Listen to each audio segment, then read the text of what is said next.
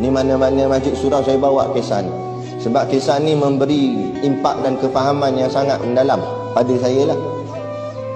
Ada satu orang ulama, dia dilantik oleh sultan menjadi penasihat agama di raja, di sebuah kerajaan. Dia dilantik lah sebab dia orang alim, jadi penasihat agama.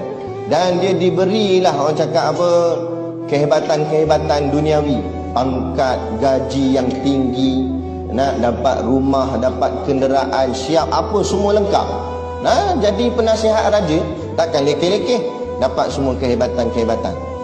Akhirnya satu hari sultan memanggil dia, "Wahai ulama, mari ke sini." Ulama ni pun datang. Kata sultan, "Tolong jawab 3 soalan daripadaku. Iaitu aku nak tahu yang pertama apa itu dunia, yang kedua apa itu akhirat, dan yang ketiga apa itu iman." 3 soalan je, bukan banyak, bukan sampai 30. 3 soalan je. Aku nak tahu apa tu dunia, apa tu akhirat, dan apa tu iman. Tetapi dengan syarat aku nak jawapan tu pendek sahaja. Tak nak panjang lebar syarah dia. Jawapan mesti pendek. Dan jawapan yang pendek tu pula aku faham, kata sultan. Yang ni yang payah Kalau jawab dan faham, ghalibnya nak bagi faham mana boleh jawab pendek. Kebiasaannya nak bagi faham kena syarah yang panjang. Tapi masalah sekarang sultan kata dia tak nak jawapan panjang-panjang. Dia nak jawapan pendek je, dan dia nak dia faham. Allah, payah. Akhirnya pening ulama ni.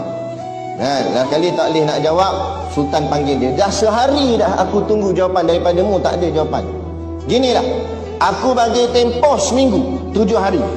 Kalau lepas minggu ni kamu tak jawab juga soalan ni, maka segala yang kerajaan bagi kat kamu akan aku rampas mula. Pangkat ambil balik, gaji ambil balik, rumah ambil balik, kenderaan semua ambil balik. Jadi ulama ni mula risau sebab dia dah, orang cakap apa, dah hanyut dengan keseronokan dunia. Dia dah sonok dengan dunia, maka dia risau dunia ni akan hilang, pangkat dia ni akan hilang. Akhirnya dia keluar daripada istana dan dia cari ulama-ulama yang lain untuk nak tanya soalan ni. Mana tahu ada ulama lain yang boleh berikan pada dia jawapan. Dia pergilah jumpa, pergi pondok mana, pondok sini, jumpa tok guru ni, jumpa tok guru ni. Dia pun alim dah, dia pun tok guru ke, ulama besar ke. Tak, tapi sebab nak jawapan yang ringkas. Rata-rata ulama lain semua jawab panjang-panjang lebar. Dia kata tak boleh, sultan nak jawapan pendek. Ulama yang lain jawab, mana boleh. Kalau jawab pendek nanti tak faham. Jawapan mesti panjang lebar. Tak boleh, dia kata. Sultan nak jawapan pendek ke? Akhirnya buntu dia. Macam mana dia nak jawab depan sultan? Akhirnya semakin hari semakin berlalu.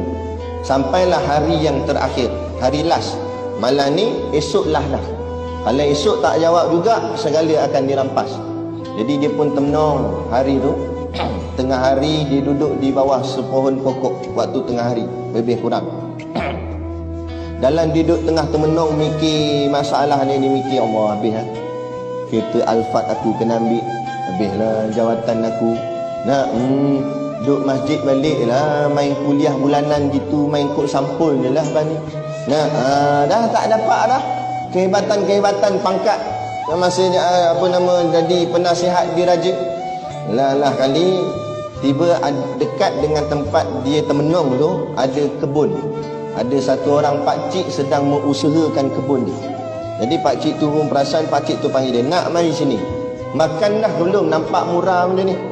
Dia kata, "Tak makan lagi." "Macam mana nak makan? Saya ni dibelenggu dengan masalah yang sangat besar." Dia kata, "Kalau gitu ginilah, makan dengan saya."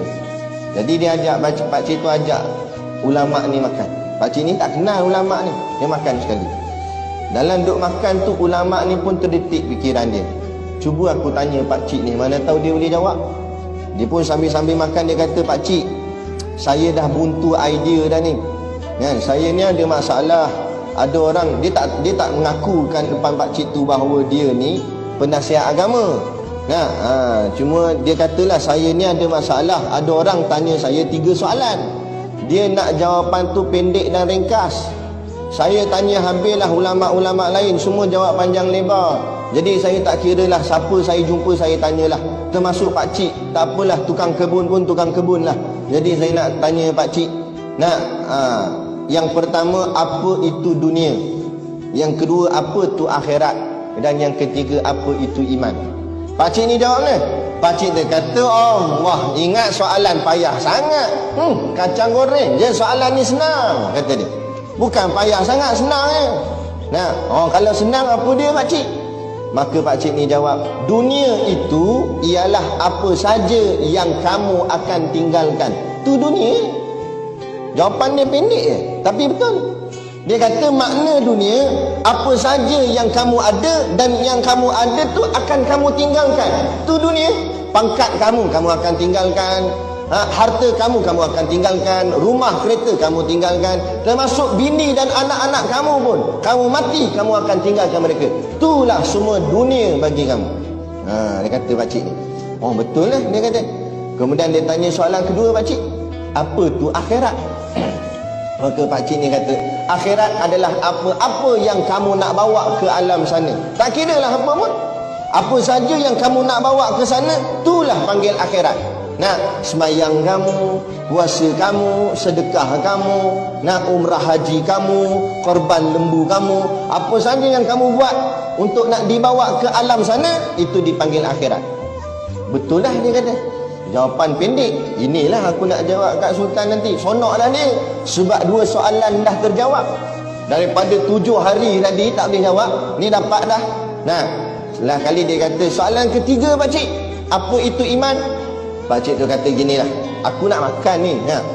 Jadi soalan 3 aku tangguh. Pasal nanti aku jawab. Sekarang kita makan dulu, lepas makan kita semayang zuhur. Sabarlah nak, dia kata. Tak apalah, dia ni sanggup tunggulah sebab nak dapat jawapan. Tunggu. Mayang zuhur, pakcik tu selesaikan kerja dia kat kebun. Habis masuk waktu asar, nak mayang asar. Lepas mayang asar, teruslah dia ni kata, pakcik, apa jawapan yang ketiga, soalan ketiga? Pakcik kata nak jawab lepas asar. Dalam waktu tu, pakcik ni dia ada bela beberapa ekor anjing. Anjing yang digunakan untuk jaga tanaman. Dalam Islam, anjing kita bela untuk jaga kebun dibenarkan. Yang diharamkan, anjing yang kita bela untuk main dalam rumah. Itu baru malaikat tak masuk rumah. Tapi sakat jaga kebun boleh. Jadi pakcik ni dia ada anjing yang jaga kebun. Jadi anjing tu pula waktu tu tengah makan sisa-sisa makanan yang depa makan masa zuhur tadi. Depa makan nasi tadi. Jadi tinggal tulang-tulang, baki-baki makanan tu longgok kat tempat sampah, anjing tu makan situ. Jadi kata pakcik ni, kalau kamu nak jawapan yang ketiga, apa itu iman, syaratnya kamu kena makan dengan anjing tu. Jadi termenung, dia ni ulama, orang yang sangat alim. Dia pun menung, dia kata, mana boleh makan? Anjing ni najis mughalazah, najis berat. Kalau aku makan dengan dia, aku makan dengan najis. Najis mughalazah, najis berat. Kalau najis ringan boleh tahan kira, ni dah lah najis berat pula tu. Hui, payah ni. Tapi kalau aku tak makan, habislah duniaku. Pangkat aku kena rampas, jawatan aku kena ambil, rumah kita aku kena ambil. Hui, lagi masalah dia kata. Nak tak nak kena makan lah. Dia pun berlari kat tempat anjing tu untuk makan dengan anjing. Belum sempat dia tekah tulang dekat anjing tu, datang pakcik ni tarik kola dia ke atas. Pakcik ni kata, wahai anak, inilah dia iman.